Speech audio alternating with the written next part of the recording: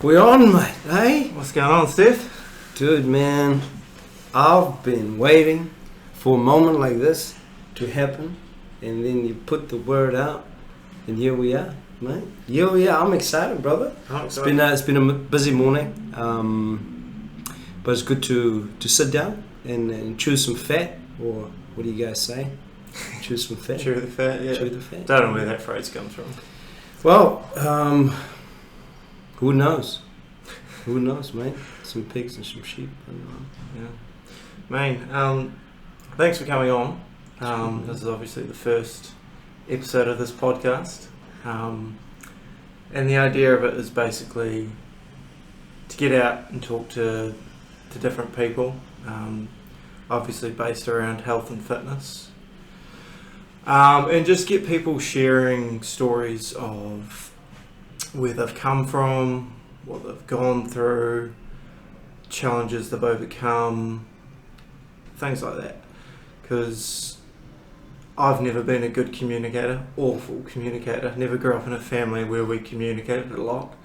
And it's only been the past 4 or 5 years where I've started to get better at communicating, and I think that's key to human living and understanding and getting along with people. But I think it's important because I think everyone's got a story to share, and people have been through different situations and grown up in different environments, and I think collectively we can all learn from each other. Oh, 100%. So the idea of this podcast is to hear people's stories, and just share, so we can all grow and get better as people. That's basically the gist of the podcast. You're a good communicator, man.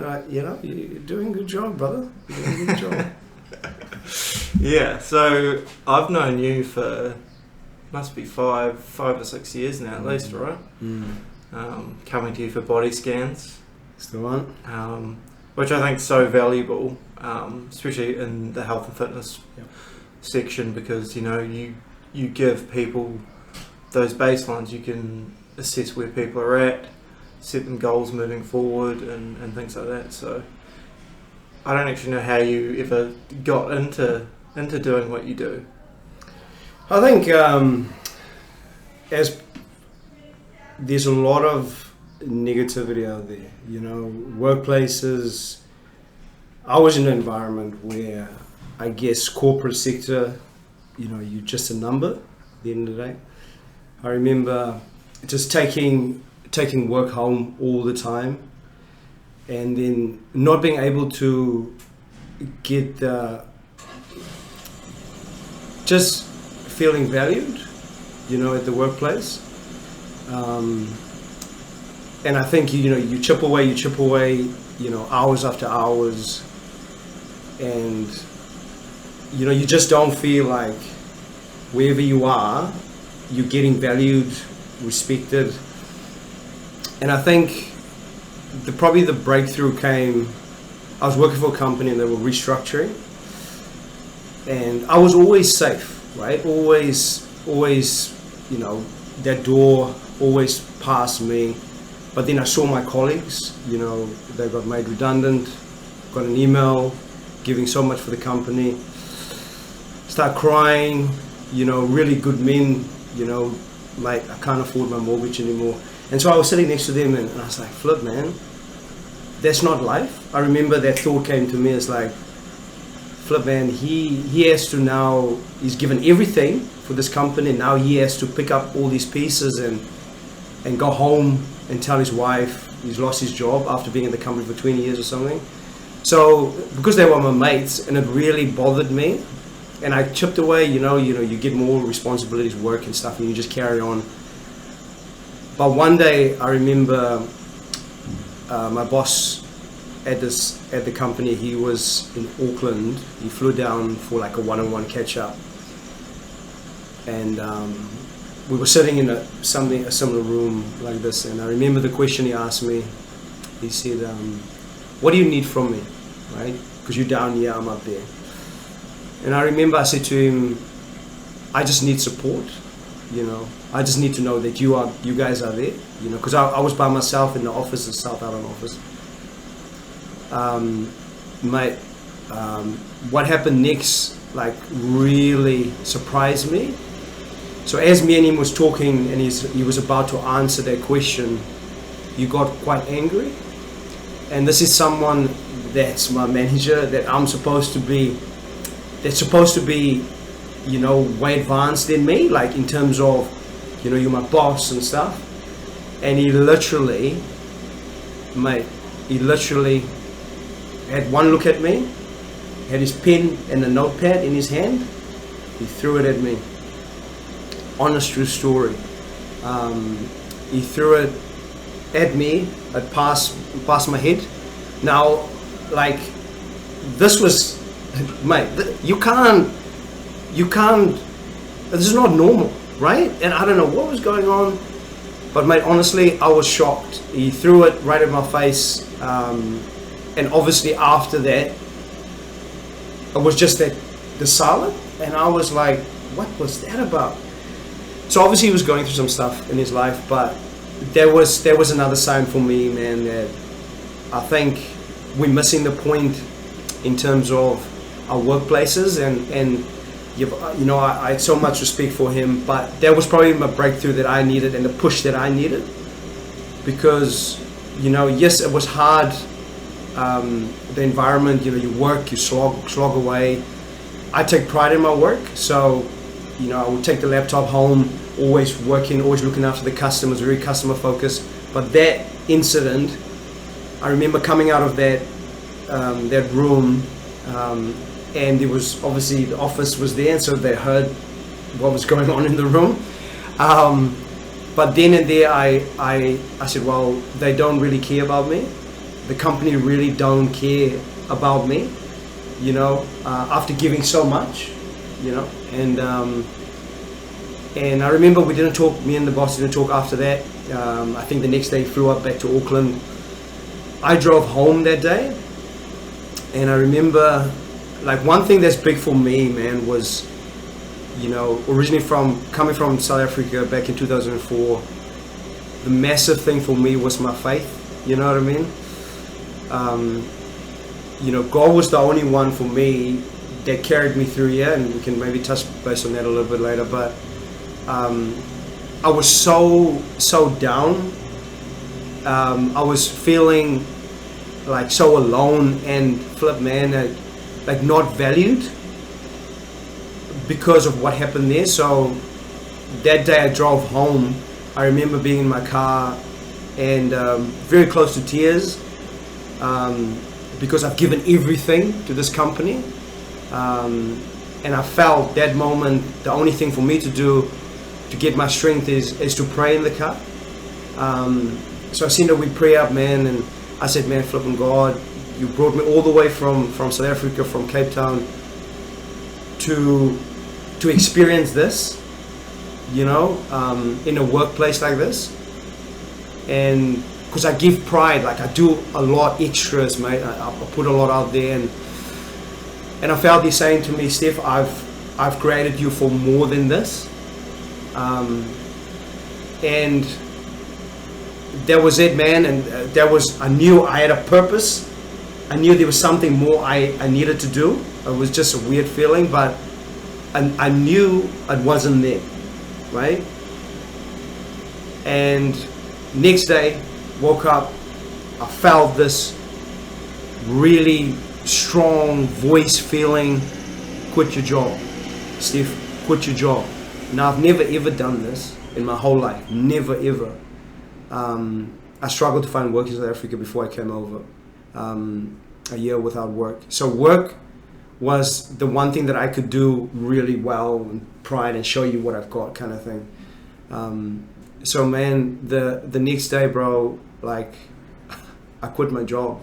I went back to my desk, got there in the morning, sent an email to him, and resigned. Never done it in my life, but I felt one moment, I felt if I rely on what my strengths are and what I'm doing instead of what God has for me, you know, it's a good place to be for me, because I'll throw myself into something that I've never ever done before, and not having the security there, but in the moment, I felt it was the right thing to do, and immediately I felt just the weight of my shoulders, man. So that was the birth of Body Scan 360. Yeah, well, I mean, there's a lot of power and bravery in leaving a position like that. Like, obviously, you've got the financial security, and then, like, to leave that all behind, where a lot of people from an outside perspective would be like, Steph, what are you doing? You've got a great job here, things Yes. are going well, Yep. you're on a good track, but to trust your gut feeling and know that you've got a higher purpose than being treated like that, for one, and then to actually take the action to leave your job, I think's very brave, and I think probably a lot of people struggle with that. I think a lot of people are probably trapped in their jobs that they don't enjoy. They're not sure what direction to take it, and they've also got that security. So I think that's very powerful and brave to be able to do something like that. I think it's just like the worth, like, you are worth, know your worth. Before then I didn't know, right? But I knew my place wasn't there, just because of how that incident unfolded. So it was and exactly what you said before. Immediately when that went out to the company, the guys in the office all came to me. I was like, "What are you doing? Are you crazy?" So it's like, I'm crazy, but I know I need to move. I need to do something. Yeah, man. Yeah, and I think that's a problem with scale in corporate companies. Is you lose that human side of things. You do just become a number, and unless a company's managed really well, people aren't valued. That people are replaceable, and their skill set can be replaced easily, and Yep. which is terrible. Which is why I think like what you do now is so valuable, because you provide value to people, you help them on their journey, you provide that personal touch. You're a regular face that they see in their life and can talk to and reflect. So once you left that job, what was the next step there? Yeah, I think at that stage, obviously the feeling of have never done anything like this before, never been in this situation. Yeah, the bills still need to get paid. But I trust God, I trust that feeling I have. That I remember this one thing that came to me is like, I want to make sure no one ever feels the way I felt in that room. Like mental health, man, like, dude, this is just my personal opinion. There's a lot in the workplaces that we just put aside. There's a lot of the stuff is happening in the working environment. Hey, we need that job, we need to pay the bills, I'll just keep quiet. You know what I mean? You talk about the security. So for me, going through that, like, okay, I've quit my job now. Great, I got to work up my notice. Awesome. But I made sure that I had a good attitude, because you can easily, sour grapes and everything. But I made sure that, look, the guys in the office don't know what went down there. They know my feeling, but I want to live in a good space. You know what I mean? So I remember I had to work up my notice. And I was like, flip. Second day, I was like, okay, what am I going to do? Like, seriously, okay? I've just done the bravest thing, like you mentioned before, I've done even in my life. But what am I going to do? Like, I got to find another job. And I've been in that industry for a long time, right? And I had to kind of go like, okay, I heard that feeling, the voice saying that I've got a purpose. Like, now I've been training, obviously, in the gym. I've been involved playing rugby, so the team dynamic, working towards a greater goal, making sure everybody has got their part to play. So it was always like the coming together for me, like how can we help each other get better, and uplifting each other. So that was always kind of there of some of my experiences that I've been through coming from Africa, but I think from that moment I realized, okay, yep, I gotta find something now. But I went back to that voice, to God saying to me, you've got something there. So first thing I did, the third day in, I went to my laptop, man, I remember my lunch break, and the desire came about seeing what the trends are out there. Like, what is the USA doing? What is Australia doing? Like, do some research, like, what is it in terms of sport, health and well-being, that they are doing, not better, but they're more advanced, right? And so I remember typing in the top 10 trends, in the world in fitness, health and fitness. One was a gym. I remember winning the number one. They, obviously turn over hugely, but there are no mirrors. People were coming, just coming in, watching cable TV on the treadmill, and they were just really accommodating where people's at in terms of putting stuff in their faces, like, you got to do this, you got to do that. And so second one was a wearable device from another company, can't remember what that is. Third was body composition, was the in-body technology. Now, I'm not lying to you. Before I did that, I didn't know anything about no body composition, man. Nothing, zero. So as I carrying on down the list, I kept going back to number 3 in the world. I saw the LA Lakers, I saw the Clippers, I saw the NRL teams, NBA, NFL, and I was like, man, what is this? What is this? As I go back into to the in-body, I saw flip, man, like NASA, Google, like there's a lot of good teams and advanced companies using this technology.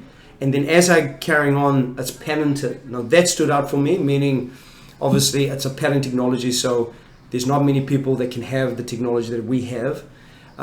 First thing, I was on the phone, man. I said, hey, I saw this. I don't know what it is, but can I know more? And then I said, what's the price? How much is it going to cost? Mate, they sent me the price, and I was like, there's no way I can afford this. So I put the phone down. I carried on. Next day, man, in-body just came back to me. It's like, man, I got to do this. And then I look at what New Zealand's currently doing, and I was like, wait, there's a lot of gyms, there's a lot of trainers. And it came back to trying to encourage people along the journey, like trying to help people, knowing that they are great, that they've got a purpose, that they value because they put the work in, and giving them something there that to know, like, mate, you're going good here, son, But then obviously I gotta get my hands on it. So, bro, like I just kept in my mind, like I remember thinking about it and I couldn't sleep, but I was like, okay, I gotta actually, this is it that I needed to do. Because there was definitely a market in New Zealand, like there was definitely a gap here that people were still doing skin folds. There was still an old school method there, which obviously is still very valid. But there was nothing in terms of actually being, non-invasive, just somebody can actually comfortably stand on something and get some data. And so, yeah, man, bro, I started getting excited. I had no money.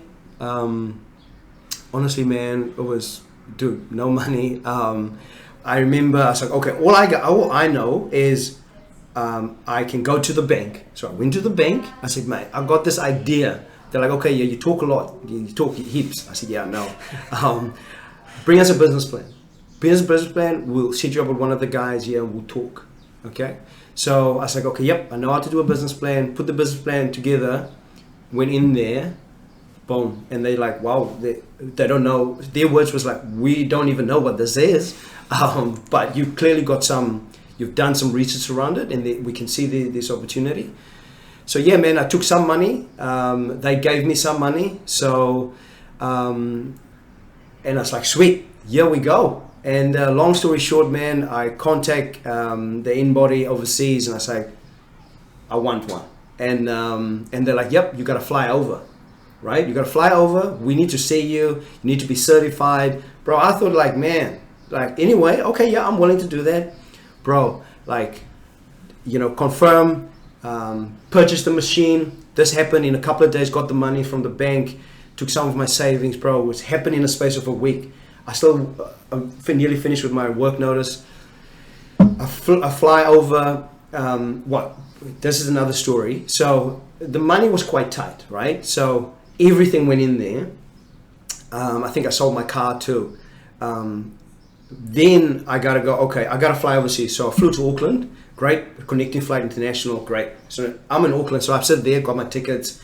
Great. I remember I was 5 hours in Auckland. Need to get onto the plane. So yep, sweet as, got my bag, sit there for 5 hours. Great. On my flight to get overseas, the lady stopped me at the counter, said, "Where you think you're going?" I was like, "Oh, I'm about to board that plane." She said, "Nope, you're not going nowhere." I said, "You don't have a work permit?" Mate. Because at the time, I had my South African passport, right? And so no one told me I needed, in Australia, I needed a work visa, a work permit, whatever it is, to get into the country. And so, bro, I was spending, that was my last, like everything was to the T, the budget, because I ain't got no money. And so the lady said, "You ain't getting on that plane. You need to go back to Christchurch. You need to go and get a permit, and that's going to take about 3 months or whatever for the issue." I said, "Lady, people's expecting me. Like, I got to get on that plane." And she said, "Sorry, you can't get on a plane." Honestly, then I had to pay $300 to get to a plane back to Christchurch. Bro, I was, and then I got on the plane, mate, I was on the plane sitting there, it's like, maybe it's not meant to be. You spend all this money, Steph, thousands and thousands of dollars. You need to let people know your hotel is booked. They're waiting for you at the airport. You need to let them know you're not coming. And I was like, in doubt started creeping in for a second there. And it's like, did you make the right decision? I was sitting in that plane coming home, and I was like, you know what? I dropped, that was on me. That's on me, But I won this. I believe in this, and I'm going to go and get that permit. Mate, I called the guys, like, look, I was going to be a bit delayed. Sorry about that. I got my permit, managed to get over there, bro, and yeah, came back, man, and but I honestly believed in it, bro, and came back with the technology and just door knocked. Just went through every gym, company, and just door knocked. Like, nothing was given, nothing was set up for me. I literally got this technology that the Lakers and NBA and all these teams using with nothing. I got no money, bills were piling up, bro. Like, at one stage, man, I was owing $4,000 in some bills, man. I got nothing, right? And so I could easily go back into the comfort zone, find a job, and then do this on the side. But I felt if I'm not all in, it's not going to be the best that I can give it. So I remember, if I'm working, no one's knocking on the doors. No one's doing and talking to someone there. So I had to be all in and risk everything. So really being uncomfortable, bro, and actually find who I really are and how much I believe in this. Man, that's powerful as well. Especially like what was the feeling like on that flight back from Auckland to Christchurch?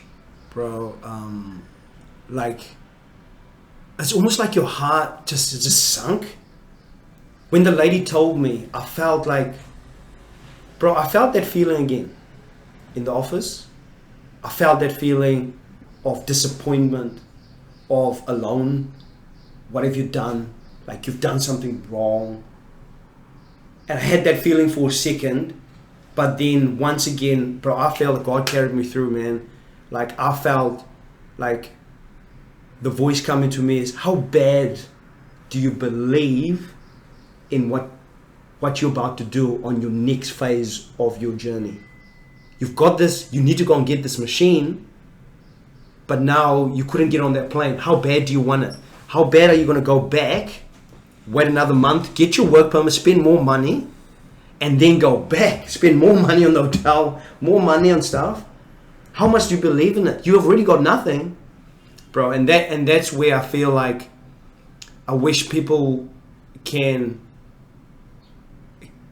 I see people do stuff, or they, I'm going to start something, and then halfway through they're like, oh, I'm going to find myself a job. And like, just to be really real, like, all of us got something in us, and all of us, if you got a desire, if you see something, it's like, man, I can do that better, right? But we're afraid to take the step, but truly believe in what it is that we want to do, but afraid to make that step. And for me, I was like, God, man, you my only hope, bro. If this doesn't go well, mate, I'm turning to you, bro, But I think for me, like, bro, I had some stuff in my life that went down years ago. I had a relationship, she walked out on me. Like, that was fresh when I came back from South Africa, and that stripped me of everything. Like, that stripped me, bro. Like, I was on pies every day. I was eating Macca's, I eating KFC. I was 15 kgs more. I got sick, bro. Like, I was on pills. So I can understand, right? When I see a lot of people and I'm really genuinely happy, I've been there, right? So when I was fast forwarding to this part of my life, like, I've been down at the ground, like I've been there, and I can draw on the strength that carried me through there to get me from that plane, get me there, you know what I mean? Because, like, look, I've got this opportunity. What if I look back now and I say, what if I sit on that plane? Nah, I'm just going to sell this machine. How fulfilled, mate, just feel get emotional, man. Yeah, well, I mean, it's a powerful story. Like, to even take that initial step to, taking on that financial risk of going to the bank, taking the loan, getting those flights to Auckland, then overseas, and then to have that stripped, have no money, get back on that plane, and not lose your self-belief in yourself and in the project is, I mean, that would destroy 90% of people. Like, for you to push through, to go back, go through that process of getting the visa, waiting that period of time, having nothing, and then going again, like, with everything on the line, like, it's just so powerful and very brave. And just, what do you think it is? I mean, you speak of your faith. Do you think it was your faith or your self-belief? What is it that got you through that time? Because, yeah, as you said as well, like, most people would lose faith in that, go back to what they know, go back into a solid job, being like, okay, I tried it. And I've done it myself. Like, I have started a million fucking projects, and at the first hurdle, I've given up. And, like, obviously you have a very good drive and self-determination to push through those barriers and keep going. So I'd be interested in knowing what you think it is that gave you that strength and belief to push through. Yeah, I think, definitely number one is my faith. Like, coming from South Africa, you gotta hustle. Like, you literally, the unemployment rate is sky high. So you not even finish school, you can be the masters, have a master's degree, whatever. You can't just go in, oh, I'm gonna get a job. Like, I remember I was a year without work. I walked the street. I did flooring where, I remember my mate helped me out, and I was doing flooring for this flash house in South Africa. I was really struggling, bro.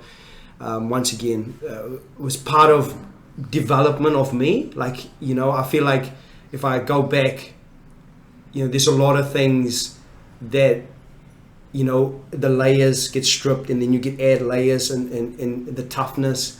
What are you going to do? You can't depend on your parents for so many times. But I remember this particular scene as well. Like I was on my knees, so we did flooring for this big house, and the owner walked past, and I was on my knees scrubbing the floor and trying to make it clean for the paint. I was just having a cash job with my mate. He was helping me out because I'm really struggling. The guy walked past and he just looked at me. He said, "Oh, you missed the spot," and he carried on looking, carried on walking. And so for me, it was like humility, bro. Like for me, it's like my experiences from South Africa, you know, it was tough. I'm not gonna lie to you. It was super tough. You know, thinking about there's no work, right? And you still got a cost of living. Oh man, you gotta be able to hustle. I was out for the whole day trying to find work. 7 o'clock out in the morning, suit, tie on, out there, no one giving you any opportunity. So it breaks you, you know, it really breaks you. And getting the opportunity to come over, I joked around with another mate. I said, "Mate, in South Africa, you don't know what the word opportunity means until you get out of South Africa, right?" For me, and as many listeners and people know, there's apartheid way back in South Africa. New Zealand, like, I remember, I know I'm jumping around a bit, but my first job here, my boss was quite hard on me. He was a Kiwi, he was quite hard on me. I was making kitchens, so I was joining stuff. He was hard on me every day. "Come on, Steph, man." And one day I pulled him up. I said, "Man, you're racist. You're racist, man. Why are you being so hard on me?" He pulled me aside to the office, and he said to me, "Man, I'm not racist. I know your journey. I know your struggles, man. Remember you told me I want you to be the best version you have of being in New Zealand. Like, here's opportunities for you, man. You're a young fella. I want you to replace me when I leave." And he said, "Yeah, maybe I didn't go about the right way. But first time, bro, besides my dad was a great believer and motivator. But in a working space, first time somebody actually believed in me in a workplace to actually go like, look, I want you to be better than me. That's why I'm pushing you, bro. I'm pushing you to be better. I'm showing you all these things, and I'm pushing to see, you know, for your processes, asking your questions." So looking back on those things, man, like that moment on the plane, it's all that reflection and going like, man, you know, I've been to places where like the guy walking past me, "You missed the spot." My boss pushing me to be the best version I am, out of my comfort zone. I've been there. What do I gotta lose? I've got this unseen opportunity in front of me. A few plane rides, a few dollar bills. What is that? You know? People's talking about people on the streets, hungry, Africa, people. So I still got an opportunity. So why not? You know? If I give up, then what does it tell about me, my character? You know? Like, I'm not someone that gives up. You know, and on that plane, you know, you get the doubt a little bit. But it's like, you know what? Over the years, my character was shaped, you know, and God has got a lot to do with it. And for me, it's like, the other thought that came to me is like, if I don't follow through with it, I'm missing the guy that want to get on that scan. So 2017, when I started the business, when I was on that plane early on, that thought came to me, what if there's someone waiting for you, Steph, that's down in his life, that needs some encouragement, that has a job, and he's doing this fitness thing, and you want to have, what if you were the person that you're going to meet him, but now you want to give up? And for me, it's like, I can't give up on me, but I can't give up on that person. And so that fueled me even more, because I couldn't see it. But I believe it's over time, you go for that interview, don't get a job. What are you going to do? It's character building, it's character shaping. How much do you want to do and believe in something? You know, whatever, you know, people want to do. It's like, there will be obstacles, there will be stones, there will be hurdles. but that doesn't mean you can't find a way through it or over it. But you got to find that way. Once you find the way, you look back, it's like, psh, man, I learned how to get over that hurdle now. So whatever comes ahead, I've got the tools to get over any hurdle that's going to come my way. So yeah, that's powerful, and like that ability to have that resilience and keep pushing. Obviously, growing up in your environments led you down that path, but yeah, I mean that's why I want to do this. Like everyone's got a story and come from different places and can teach different things, and I like how you've gone back to I need to do this for myself, but what if there's other people that I can help down the road? Because I think that's a hugely human thing, is the want to help others. I think everyone has something to offer, and we can all learn from each other, and that's why I'm starting this and other things that I'm looking into, is because I feel like we can all share our stories and get better and learn. But yeah, that's powerful. And so you came over here, what, 20 years ago? 2004, yep, landed in the Garden City. So how old were you when you left? I didn't talk about my age, man. You know you can't talk about me. See those I signed a contract, mate. You're not allowed to ask me about my age, man. Those numbers don't make sense to me, because I look at you and I'm like, well, you're 30, so surely you didn't come over here when you're 10. Could we skip to the next question? No, but like, you can't be older than 30. Can we skip to... You can't. You know, are you? Alright, I mean, you know, are you actually insecure about the age? I'll put it this way. Okay, I'll give you this. Well, you look great if you're 60. Thanks, man. I'm not 60, yo. But let me put it this way. Hopefully, this will maybe get some context, and then we'll bag the we'll leave the age out of this. But I think, you know, when I was 1996, and I told some people this. So 96, I was ball boy at. Let me tell you the story. So I spent some time with the Crusaders. That was amazing. Dream come true, beyond dreams. Like honestly. So there was the manager at the time, well, I think he's still in there, Foxy. I remember they had an honours board at Crusaders.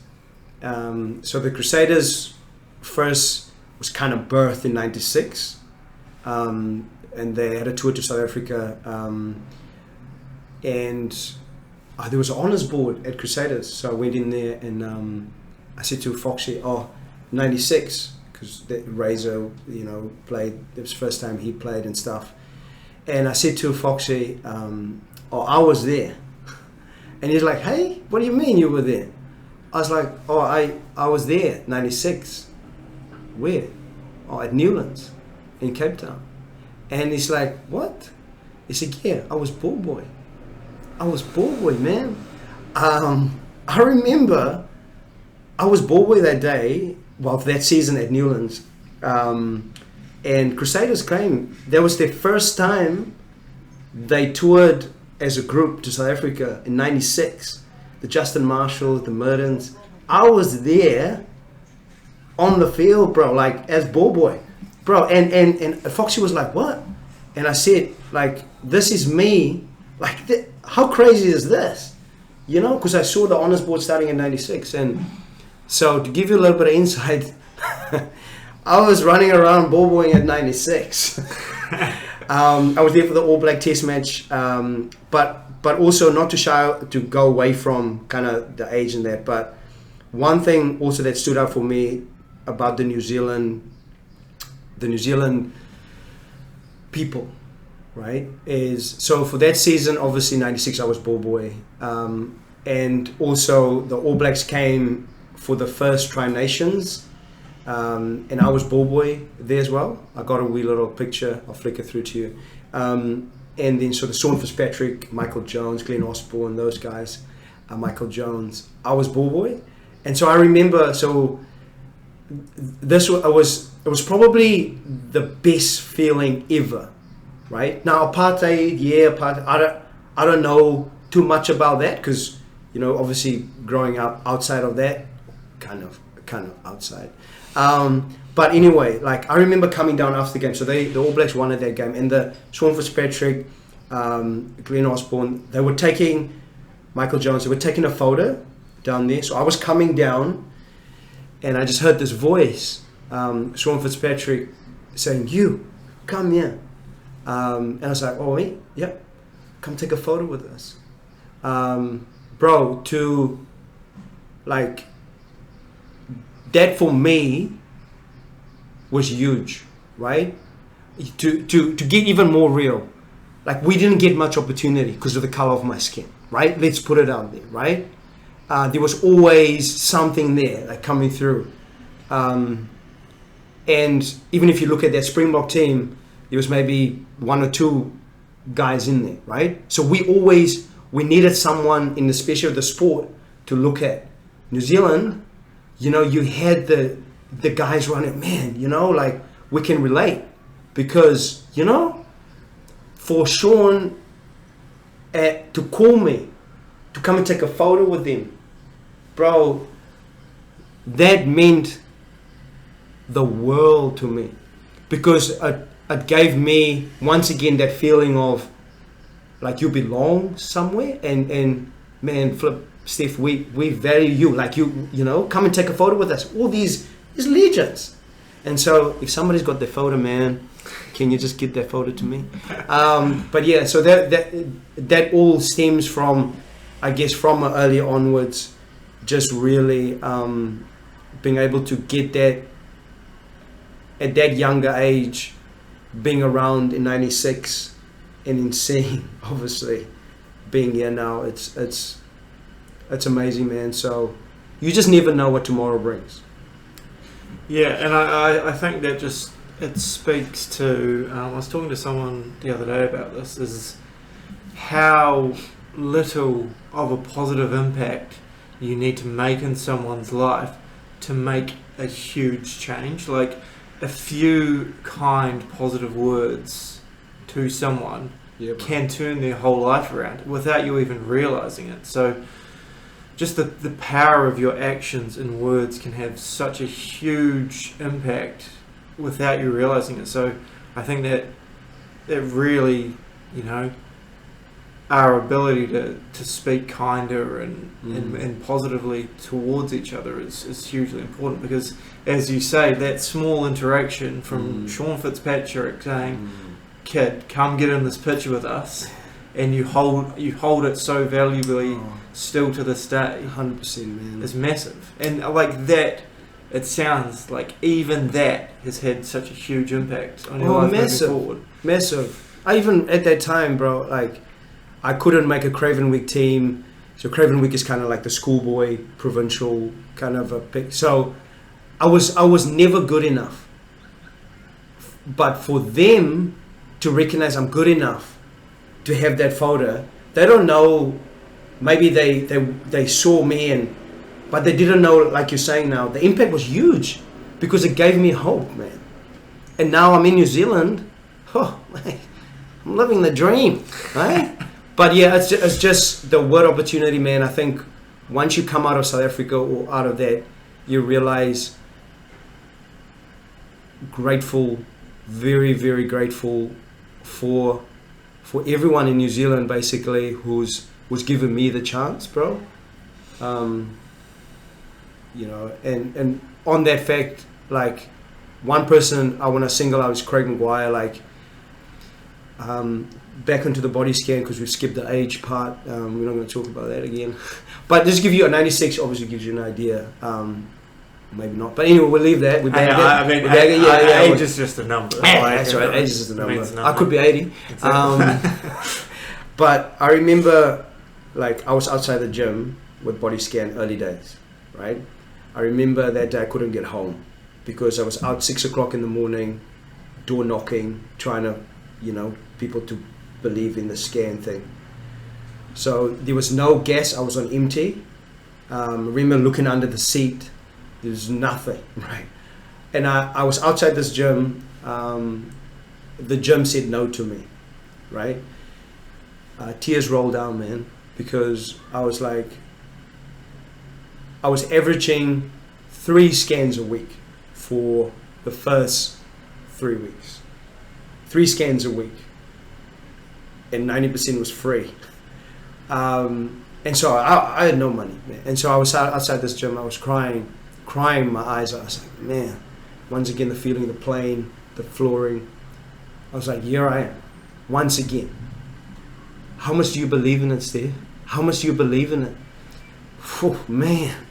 I was crying outside the gym because the guy literally chased me away. He said, nah, we don't believe in the scanner thing. Get out of our face. And sat in the car. Couldn't go anywhere.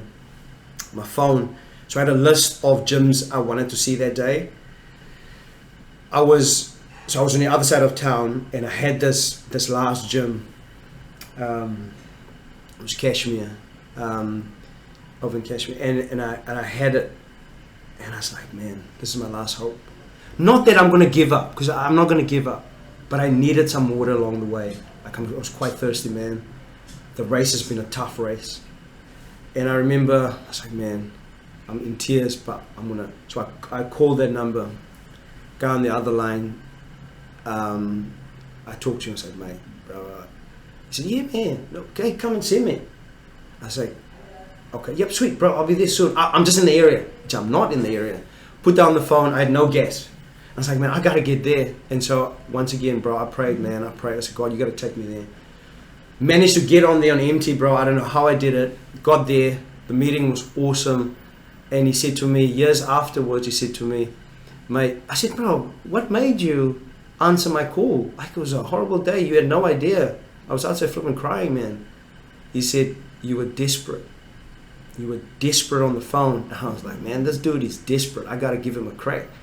Now, I didn't know how I sounded, but sometimes you got to get desperate, right? And I think sometimes we're afraid of getting desperate because, hey, it's vulnerable, it's fragile, but I feel sometimes we got to get desperate in order for us to cross past that line, right? What does desperate look like? It's you really wanting it, right? No matter what is around you, like you become desperate, man. I'm gonna find something in there that's gonna get me through, because I believe past this mountain or past this obstacle, man, that's it. And so yeah, man, looking back, if Craig didn't answer that call, who knows? But yeah, man, desperate, being able to be desperate when you can't open the door. Yeah, I mean, to go 3 weeks and not have much and be on the verge of, sitting in your car there in tears, yeah, man. and then to finally have a good meeting, and you're still working with them to this man. day? Yeah, still to this day. So that's awesome, eh? Yeah. And does he know like how much of an impact that's had on you now? Yep. And I think when people see me, look, there was a time, like I talked to you about the relationship, I couldn't smile, I couldn't be happy, bro. I think, relationships, when they turn pear-shaped, it does have an effect. And I feel even, like for us guys, like when you give everything and if your relationship, like it can really break you. And for me, it was like, it was tough, a tough period, that period, where somebody that I've given everything to just walks out, So when people see me nowadays, like, man, you can't stop laughing and smiling, your Instagrams. But there was a time where I didn't smile. Like, it was pain, it was hurt. So I can relate. Like, whenever I see people, that's why when you see me, I'm genuinely happy for you. I'm happy because I genuinely care. Like, I genuinely care. Look, if I didn't have money back then, I don't care about the money. You know what I mean? It's really not about the money. So, I keep it really simple, super grateful for everyone. I really care about every person because you heard a little bit about my journey. I appreciate everyone who steps on me, man. So it's... Yeah, and it's so important, like as you say, like you're always generally pretty happy and you're happy to see people and be around them, and that's hugely important because like positivity spreads. Like I would say over the course of my life I've been a pretty miserable person in general. Oh, you're right, man. And only recently, like changing the environment and the people I'm around is changing. Like just starting doing group fitness here and just seeing how happy everyone is to be there, and the trainers, the energy they bring is game changing. Like sometimes I look at people and like, how are you that happy and bubbly, and like what are you on to get you there? But it spreads and it fills you with positivity. And I, without those group classes, which have only started in the last 4 or 5 weeks, I don't think I'd be doing this podcast today, just because the energy and the life and the potential that it fills me with is massive. So I definitely want to start spreading my own positivity rather than... So yeah, like as you say, like you being able to bring that positivity and happy to be with people and help them out is massive. But you got to be genuine though, man. You know what I mean? Then that's massive. Like you can spot bullshit from a mile away, and being genuine is the number one thing. Because what's the point? Like everyone's done bad shit, everyone's done good shit, everyone's had good times and bad times. None of it is necessarily negative. It's how you react to those situations, how you move forward from those. Definitely. Like everyone's done bad things, but you learn from them. You learn not to make those mistakes in future. And I've stayed away from a lot of social media, but you see it all the time as like that cancel culture and stuff. Like people aren't allowed to make mistakes in the past and move forward and create a better future. Where I'm like, that's bullshit. Like if you've made mistakes, learn from them, move forward, rectify them and move forward. Like we don't need to keep holding people to their past mistakes as long as they're trying to develop and become better people. I think that's hugely important. Like as soon as you stop growing as a person, that's when you're in trouble. But and then celebrate. Like generally be the toughest thing is if your mate gets a promotion, how happy are you? Hey? Or you're gonna go like, man, I wish I had that job. But you see, like be genuine happy. Like the other thing for me is celebrate. Like flipping celebrate moments, man, in life. Like I find out we're not celebrating enough moments. You know, like getting a job, celebrate it, man. You know, get a PB, celebrate it. You know what I mean? Like celebrate, because if you look at your life, there's moments there that you say now we were down in the gutters, but in this moment you climb up, man. You see that from the mountain, you see it. Flipping celebrate that moment. Get a pot on, get a fire on, and just stare a little bit at the view. Because life moves so fast, bro. And I think sometimes we forget about to celebrate, because as a culture, as a people saying, hey, don't just calm down. Nah, you don't know where I'm coming from. So this moment, I'm celebrating this moment. You know what I mean? And I think celebrating the moments along the journey as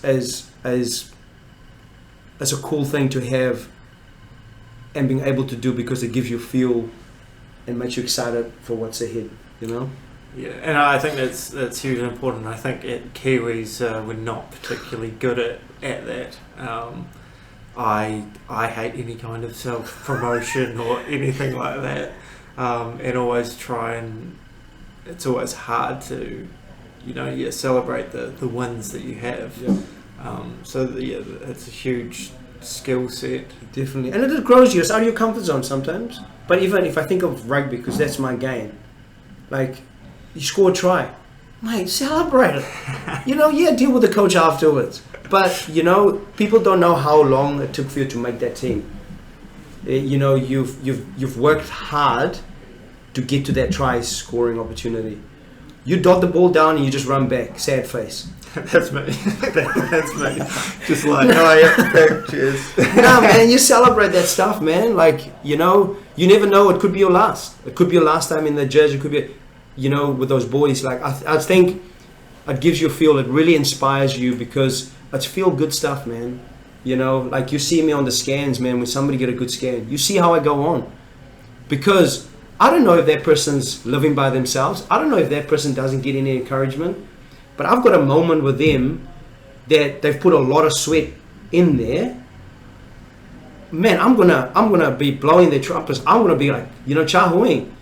Because if I don't, genuinely, it's like that person go like, oh yeah, I've done really well. Oh great, go home, sit in front of the TV. Or they can go like, man, Steph was happy for me. I must be doing something good. And that spurs on, like you're talking about, as contagious. So, and that's, I feel like, celebrate the things, tries, because you've put a lot into it. You get a degree, you celebrate it. Don't go on the lash, maybe not that, maybe a little, but just take yourself, have a moment of just go, man, I'm awesome. I think we're not doing enough of that. We're awesome. Like, kids, whatever, just celebrate. If you've got a parent out there, man, celebrate. Celebrate. Life throws us curveballs. You hold on to the good moments, it's going to get you through. Yeah, no, and I love that, and I love that you do that with your clients, is that positive excitement for when they've done something well, because I guarantee you so many of those people haven't heard anything positive throughout their day, their week, their month, and then they have that session with you, they go home and, they've got a smile, they've got Steph's voice in the back of their head being like, fuck, Steph was impressed with me, like, I'm on the right track, and that could carry them through for months, 100%, and then spread to other people from that, so. Because remember, I didn't get that much, when I work at all those obstacles. So it would work. Imagine if that boss was like, yo, Steph, man, that's cool. And don't throw the notebook at me. Like, you know what I mean? But, so, nah, man. Yeah, I mean, relationships with others is everything. Communication and relationships is everything. Yep. Do you think there was anything that, obviously, overcoming everything and just being grateful for where you're at, do you think that sort of led you down more of a positive, spreading that positive message kind of path? Yeah, I think whenever I leave any gyms at night, when I drove home, I always reflect. I think the biggest thing that, like, reflection, observation, but reflecting how your day been, reflecting and a lot of us have goals and stuff, but just once again the gratefulness of having a job, having mates that really cares, your parents around, stuff like that. But when I go home, like on the drive, I'm just grateful for the people that come and see me, and I always try to remember them because I feel that's very important. Back into the Crusader stuff, like I remember coming there for the first time. Razor came to me, never met him before. And he just made an Afrikaans joke, right? He knew I was from South Africa, but I never told him I speak Afrikaans. He came to me and made an Afrikaans joke. So, what is that? He was speaking. Yeah, Afrikaans. He was making Afrikaans because he used to tour there with the All Blacks and stuff. And for me, I was like, man, this dude cared enough to come to me and say something Afrikaans that I can relate to. So for me, it shows that he cares a lot of the people, that's within that environment. And if you think about that, he doesn't have to say much. By doing those things, and it's been something that he's done with me throughout the seasons, but it inspires me, to pass that on, you know what I mean? Because, I just feel like being grateful and reflect and have the moment of gratitude it keeps you grounded. Yeah. So every night I go, after my scans, I just go home in the car and I'm just, before I moves on, I'm just really, really grateful for that moment because it could just be taken away from you just like that. So. So what was your journey with the Crusaders? How did you come to be working with them? What was your role? How long were you there for? Yep, so part of the technology, because obviously it's quite advanced and it's pretty cool because it's validated as trusted. Like I mentioned, some of the NBA teams that were using it in the past part of my research, so I knew there was some substance to it. I played rugby for Sydenham. Big shout out to Sydenham. So I played rugby for Sydenham. So throughout the years, obviously the rugby connections and it's very important because you once again you battle together, you go and battle, and so there's a lot of trust. And so when you see someone you haven't seen in 10 years, there's immediate kind of laugh and connection, talk about those memory times. So coming to the Crusaders, like I knew this is technology that I know it's not here. So I reach out to them straight away. I know the trainer, Gareth Dudes, used to play with me at Sydenham, and I just messaged him. I said, hey man, there's some NBA teams using this technology. That was in the early start. I said, I'm not sure what you guys are doing, but this could really enhance your program. And also a big shout out to Simon Thomas, ST, who's over at the Force now. Man, he was pinnacle in driving that. And they said, look, come in, show us what you got, show the technology, we'll go through it, and then we'll see if it's something we look at in the future. And so I went in there, and Simon Thomas and dudes, they were very open to it. Conrad Goodyear, another Conrad? Yeah, Conrad. I'm thinking of Jack. Conrad was the dietitian there, and he just got on site, and he was also forward thinking, and I really appreciate those dudes being open to give this a crack, and ST and Conrad and dudes really drove that, and I'm forever grateful for them, really grateful. And they said, look, it looks good, the data is good, it's accurate, let's give it a go in preseason. The trial it out for preseason, that was 2017-18, the 18 of the preseason. Just get the boys in every week. The data obviously that spits out is gives them a good feel around hydration, stuff like that, how the boys are shaping up. If somebody loses weight, what are they losing, but also, the hydration component when they have big days on the grass. So it was a really cool way to work within the high performance team, to have the data available on the iPad, show the boys, and then pass that on to ST and Dudes and Conrad, and they can also see. So over 5 years being there, you have a good picture of how the boys were tracking, and yeah, man, it was great, bro. So I was doing the scans there for them, and then yeah, it was pretty awesome being able to be there. So with the rugby, do they have certain thresholds for positions? Like, do they have certain positions where you should have this much muscle mass or this much body fat? Do they have?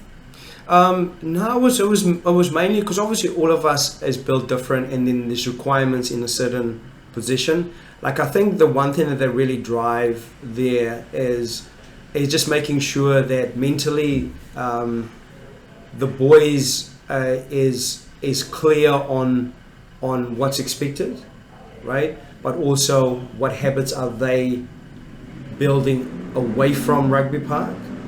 And I think that's probably where the scan comes in. It's like, okay, if you're doing this outside of the field, when you come through rugby park, the expectation is there, in terms of on the grass, in the gym, nutrition, scans. So it just gives the boys a feeling of, I've looked after my body really well, and great scan is awesome, great, I'm getting my numbers in the gym, bro, I'm hitting my things on the field, coaches really see. So it's a really good connective instead of, okay, we need these boys to be in there.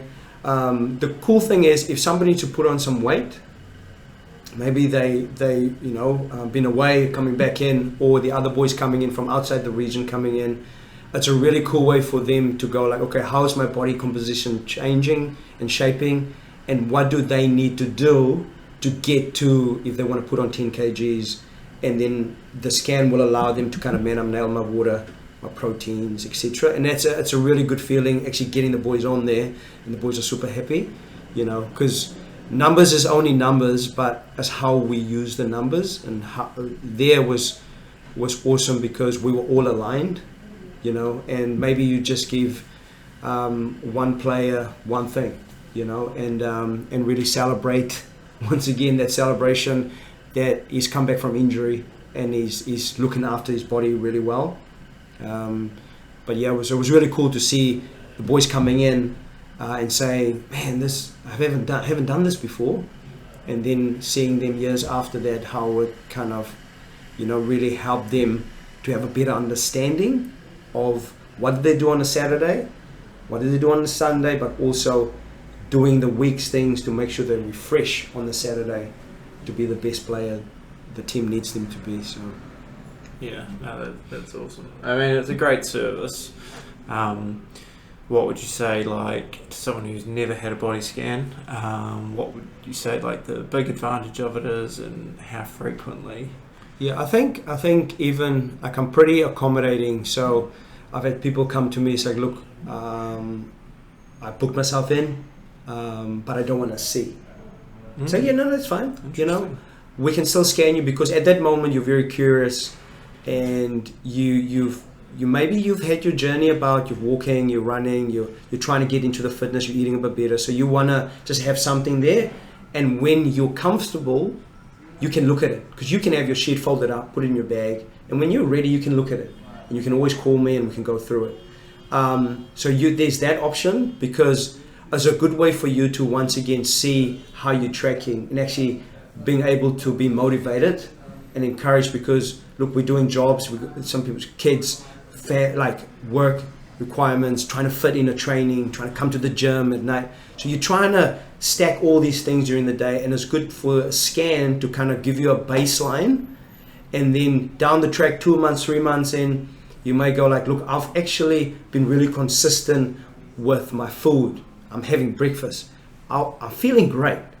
And I'm hitting some numbers in the gym. That's when it's like good to see, okay, jump on the scan. Because when you see the work that you put in the gym and outside, reflective on your composition, man, I think you'll feel so much encouraged to keep going and actually go like, man, I'm loving this process, you know. And that's always been my thing. I would never force or sell the scan. It's always like, look, if you're curious, why not? Find out, you know, 50 seconds. You know, it doesn't take long. Find out, like I said, if you don't want to see it, you don't have to see it. But if you have that curious and you're like, man, my weight hasn't shifted for so long, but I'm doing all this stuff, it's probably a good time for you to just check on, just see what the muscle and fat is doing. So yeah, that's awesome. What is, in the time frame you've been doing it, what would be the biggest transformation you've seen in a person, like either them putting on X amount of muscle or dropping X amount of body fat? I had a guy drop 12% in 6 weeks. Wow. 12% body fat in 6 weeks.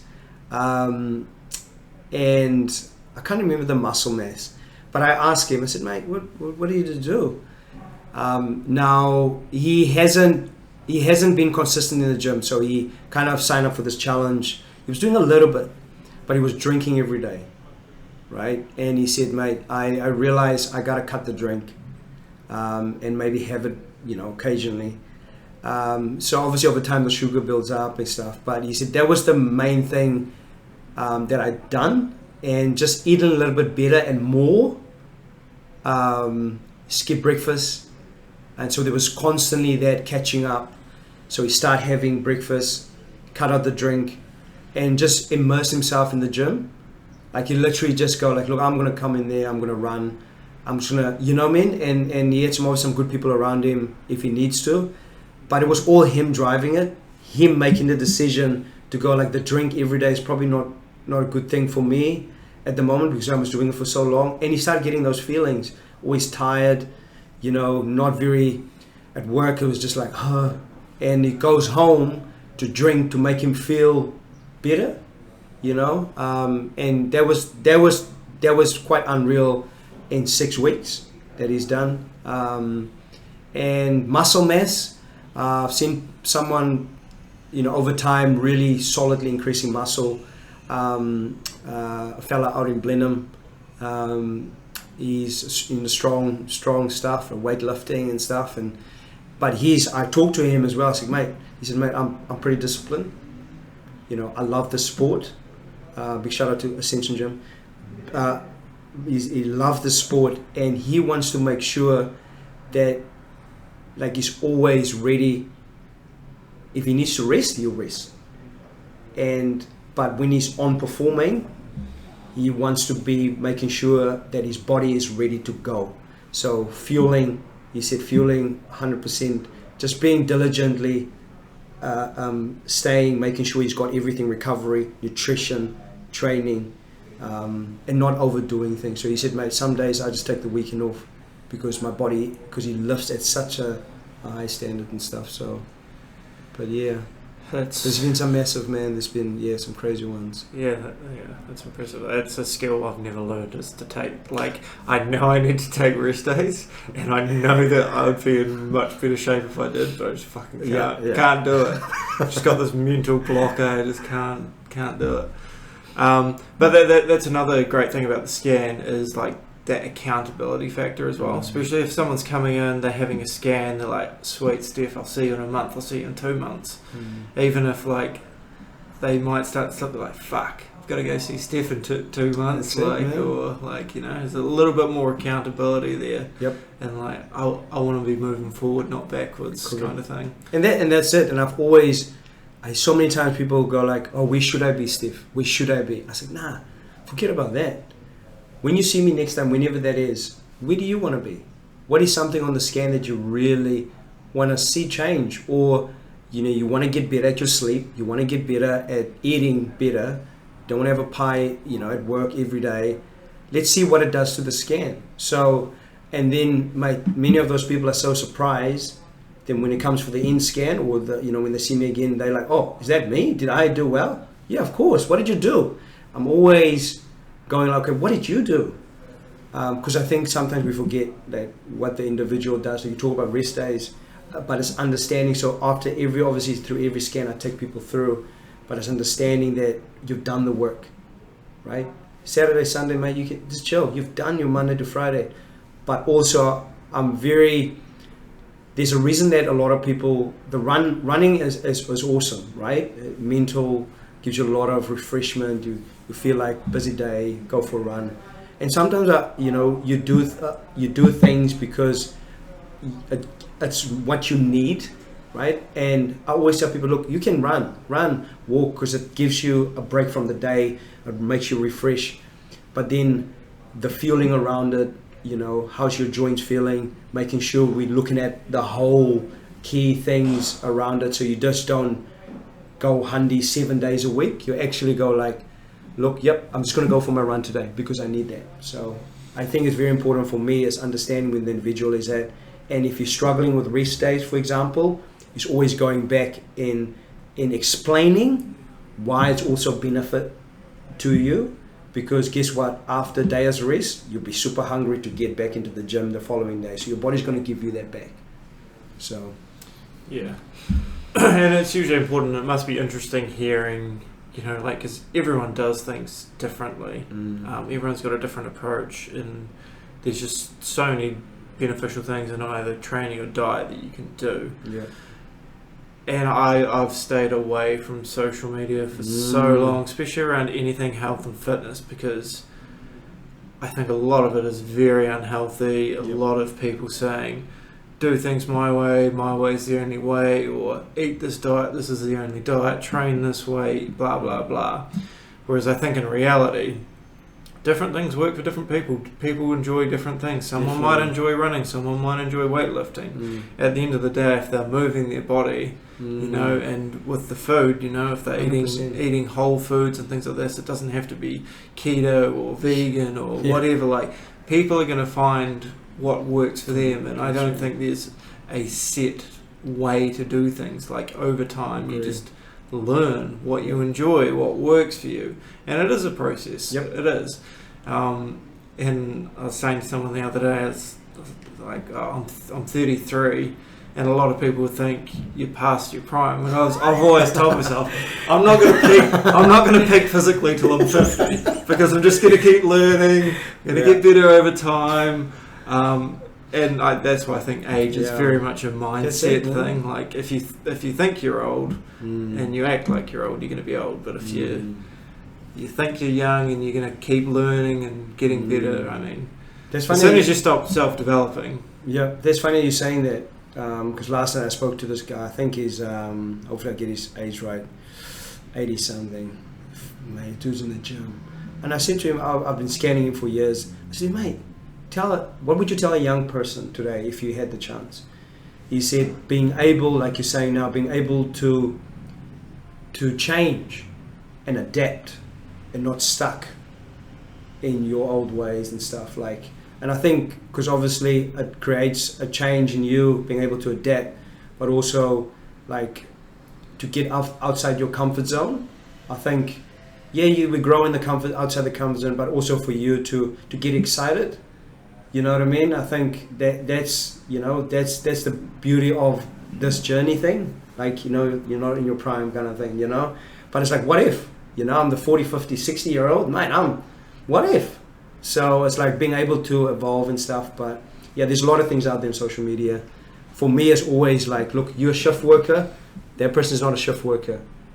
So you got to find your normal, because it's not going to be the normal and the food that guy is eating. So you have to see where people's at and what they do. That's why you hear me always asking, hey, what do you do? Particularly like fitness influencers who are shredded to the tits. And it's like, average people seeing that, it's like, you realise that is their job. They work out all day, they eat so clean, that is their job. Like, for the average person, that is such an unrealistic body expectation. Yep. Like, and things like that, like, it just creates such unhealthy, perceptions and expectations. Like, as long as you feel healthy in your body feels good, you're doing the right things. Like, man, your body's going to look how it looks. Correct. And like, as long as it can achieve the things you want it to achieve, and that's where I've struggled with social media. Oh yeah, big time. Like, I go into schools, do scans, and we keep it really simple there, right? Because you don't want to be, I saw that guy, your picture, I want to look like that. But mate, you're 17. Like, enjoy, bro. You'll grow, you'll get your time, you get a job, mate. Then it'll be tough. Then you got to make sure you're balanced. But now, forget that guy, man. You play a sport and you just make sure if you feel right. Just enjoy this journey with people, and start loving this training thing. Find out more. And that's the beauty of being so young and being able to be exposed to this, because you learn about your water, your hydration, you learn about pre-workout, you learn about like your muscle, your weight not just being shredded, and actually, I've lost muscle. Why? Because I only eat a ham sandwich because I want to look like that guy. So just like, I think it's very important for us to make sure is that we get those we get the conversations out there when we are with people, and making sure is we can't, when they're on their phones, we can't do that. But it's like, you are who you are, and I'm with you on the journey. Let's walk the journey together. And I think that's very important. So let's get that next scan, mate. Let's see what's happened, right? You do your thing, and let's see. So, and then we adjust. And that's the beauty of being able to be open to adapt. You might be having your ham sandwich, you come back for scans, I've lost muscle, train 7 days. What are we going to do? Let's work together. Like, okay, let's start eating a little bit better, right? There's a why attached with why we're eating a little bit better, because of A, B, C, right? And so it's kind of like that, learning about you and what works for you. So yeah, man, I think, and you just, it's there's a lot of things out there. But I think it's like I was saying before, people's like, Steve, where should I be? Oh, where's the normal for shit? Nah, forget about that stuff, man. It's your journey, you know? So just enjoy it. That's awesome. No, I think you're doing great things, and I've always appreciated the scans, and I've learned a lot from you over the years, just with my own training and eating and things like that, and going back, like I've had scans where I've gone downhill and then reflecting on it, I know why, and it's just such a good reflection tool, and to see where you're at and learn and move forward. Yeah, I appreciate you, man. Like, you know, you've always been there. Like, you know, sometimes he doesn't book, well, many times he doesn't book, but that, for me, it's good to see that you're still keen when you jump on. Like, I never used to, like, I never have to ask you, or, hey man, like, you always just come and scan, which is great. Like, you know, and I appreciate that. And look at this podcast, mate. This is awesome that you've done. Like, I'm seeing a different person, which is amazing, bro. Like, and you've got a lot there that you're unlocking. A lot of people's stories. You know, like, we've got locks on our stories because sometimes we were trying to protect it. There's pain, there's good times, there's bad times, but you've got keys to help us unlock that. And mate, you're doing, this is awesome, and thanks for asking me, but don't stop, you know.